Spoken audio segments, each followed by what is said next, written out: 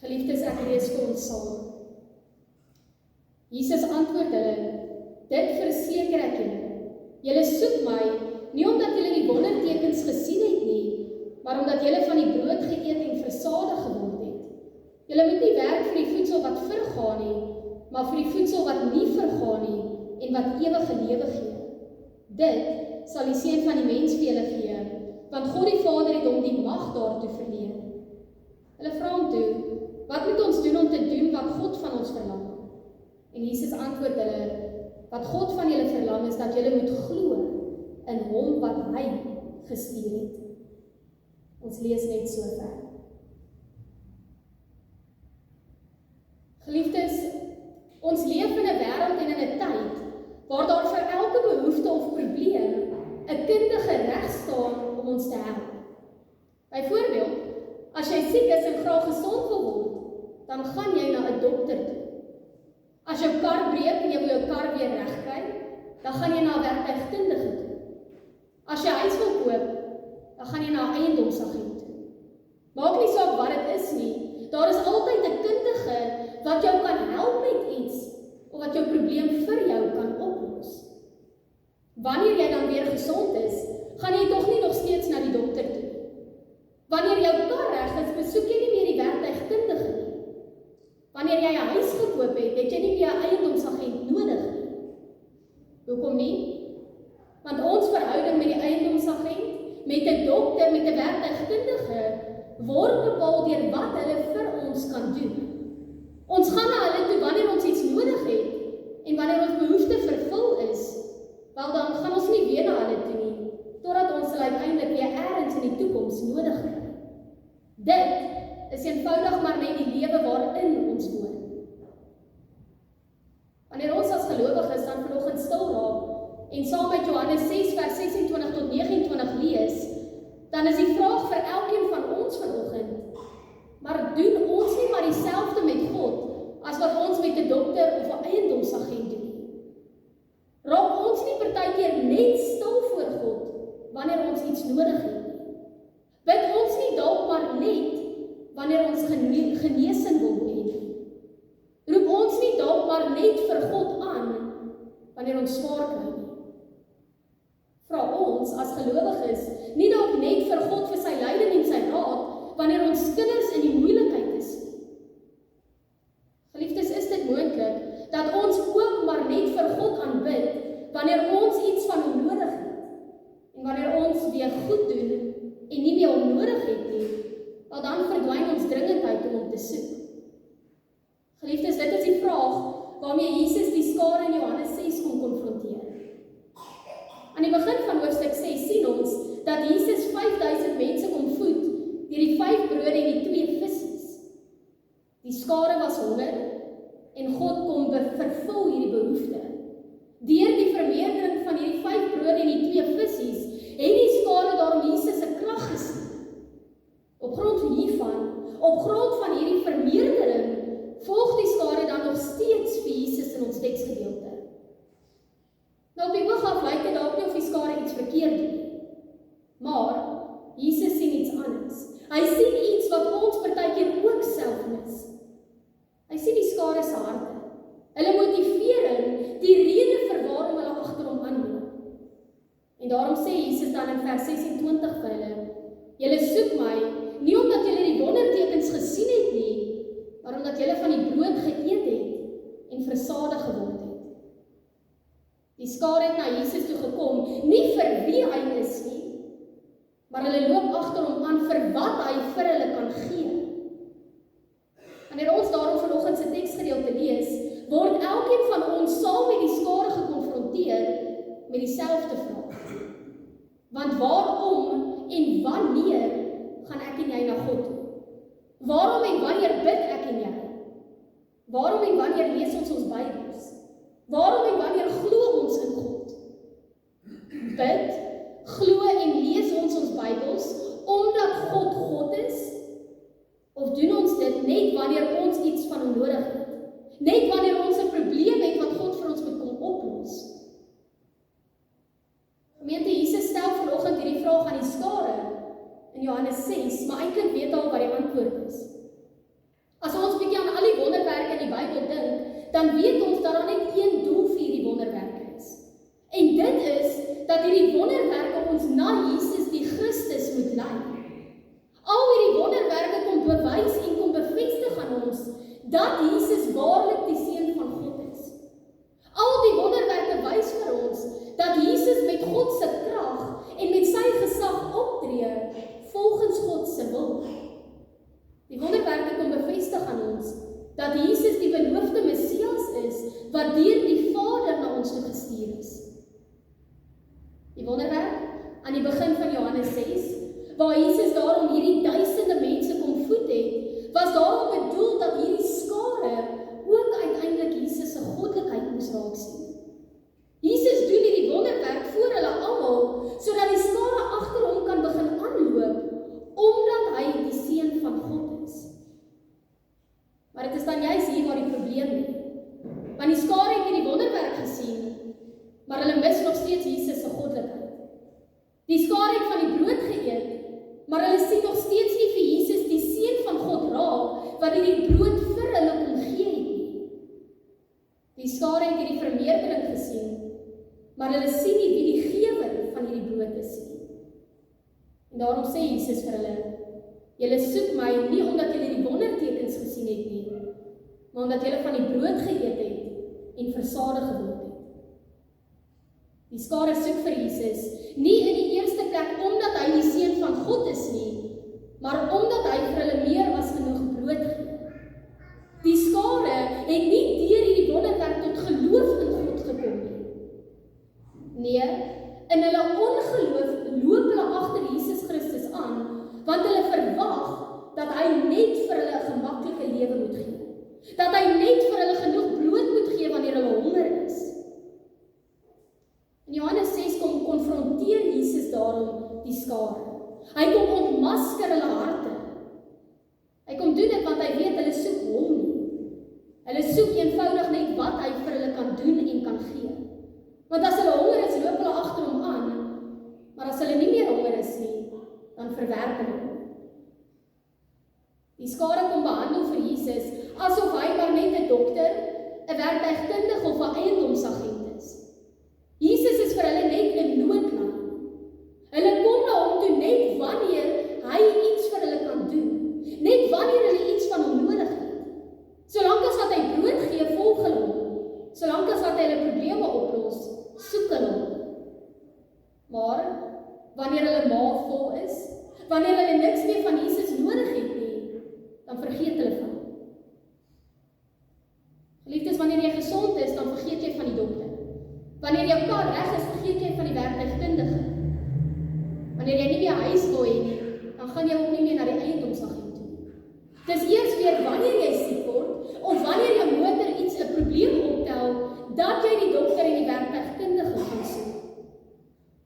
Dieselfde is waar vir die skare en in die manier wat hulle vir Jesus hanteer. Gemeente, Jesus, ons verlosser, die een wat uit die hemel na ons toe gekom het, is nie maar net 'n dokter, 'n werktuigkundige of 'n eiendomsagent nie. Hy het nie net aarde toe gekom om hierdie lewe vir my en vir jou makliker of gemakliker te kom maak nie. Jesus Christus, my en jou verlosser en Here, het primêr gekom sodat die wat in hom glo, die ewige lewe kan kry. Daarom kom sê Jesus vanoggend vir ons in vers 27, julle moet nie werk vir die voedsel wat vergaan nie, maar vir die voedsel wat nie vergaan nie en wat die ewige lewe gee. Dit sal die Seun van die mens vir julle gee, want God die Vader het hom die mag daartoe verleen.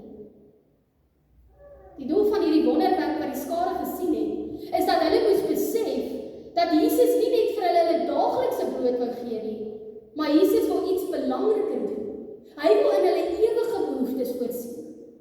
Hy het daarom gekom om vir hulle sondes te sterf en om aan elkeen wat glo die ewige lewe te gee.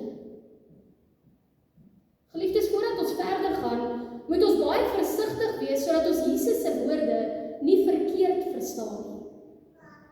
Jesus Christus het nog nooit vir ons gesê dit is verkeerd om vir brood te vra nie. Hy het nooit vir ons gesê dit is verkeerd om te bid vir genesing nie. Hy het nooit vir ons gesê dat ons nie met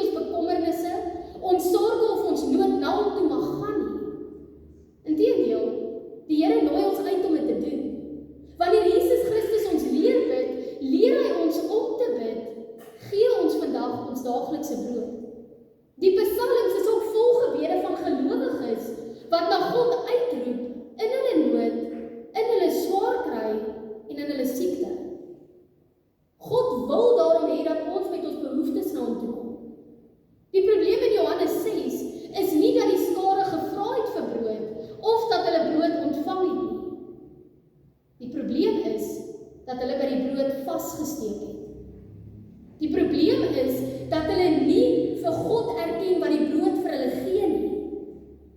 Die probleem is dat die gawes, die brood en 'n gemaklike lewe uiteindelik vir hulle belangriker geword het as God self.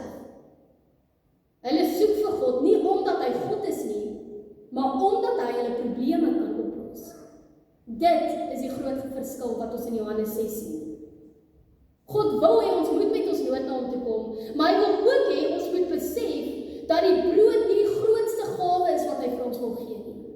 Die grootste gawe wat God vir elkeen van ons wil gee, is die ewige lewe wat ons in Jesus Christus ontvang.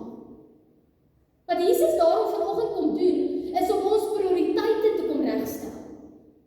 Want op hierdie oomblik is die skare net vasgevang in hulle aardse behoeftes en in hulle aardse probleme. Gemeente, dieselfde is ongelukkig baie keer van ons ook waar. Ons fokus baie keer ook maar net op die hier en die nou. Elke liewe dag is ons bekommerd, terwyl ons eintlik weet dat alles in hierdie lewe verganklik is. Want geld raak op, gesondheid verswak, besittings vergaan, selfs die grootste vreugdes in hierdie lewe is maar net tydelik. Uiteindelik het Jesus daarom nie net gekom vir die hier en die nou nie. Want anders as ons gesondheid, ons werk, ons sukses wat kom en gaan, kan die geloof wat God in ons werk, die vergifnis wat hy aan ons kom gee, die geregtigheid waarmee hy ons beklee en die ewige lewe wat hy aan ons beloof het, nooit van ons weggeneem word nie. Juist daarom kom roep Jesus elkeen van ons vanoggend om verder te kyk as net die berg van bekommernis, van onsekerheid en van verganklike dinge in hierdie lewe. Ons moet nie net vaskyk in dit wat soos 'n berg voor ons staan nie. Ons moet opkyk na die skepper van die berg. Ons moet opkyk want dit is waar ons troos lê. Dit is waarin ons rus vind. In die wete dat ongeag wat vandag of môre met my gaan gebeur, ek is nog steeds 'n kind van God en niks kan dit verander nie. Jesus kom bevestig daarom vanoggend in vers 29 dat die ewige lewe wat ons ontvang nie deur ons verdien moet word nie. Ons ontvang dit alleen wanneer ons in God glo. Daarom kom sê Jesus vanoggend in vers 29 vir die skare, wat Jesus van julle verlang, is dat julle moet glo in hom wat hy gestuur het. Dit is wat God van ons verlang. Ons moet nie nog meer dinge probeer doen nie.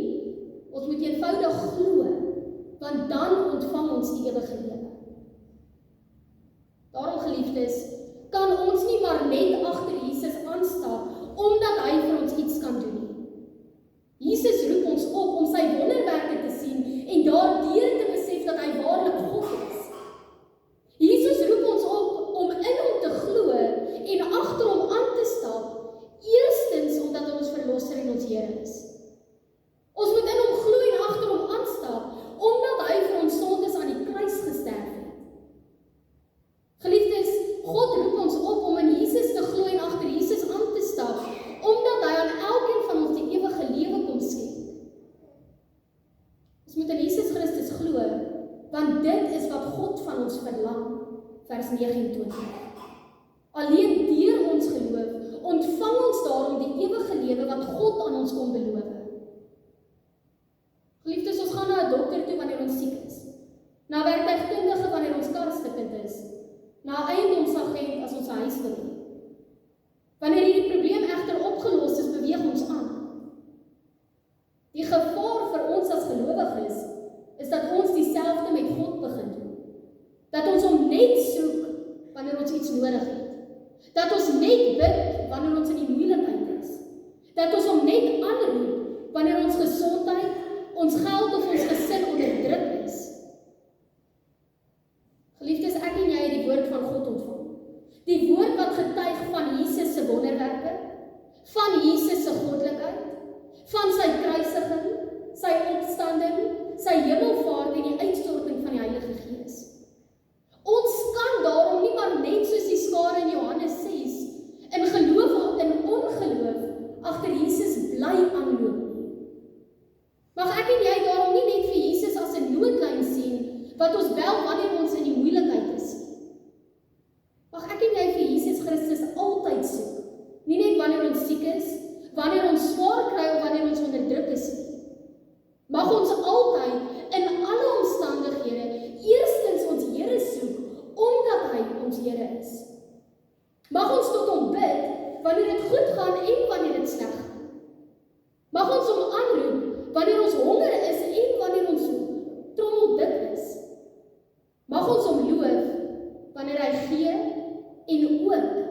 wanneer hy neem.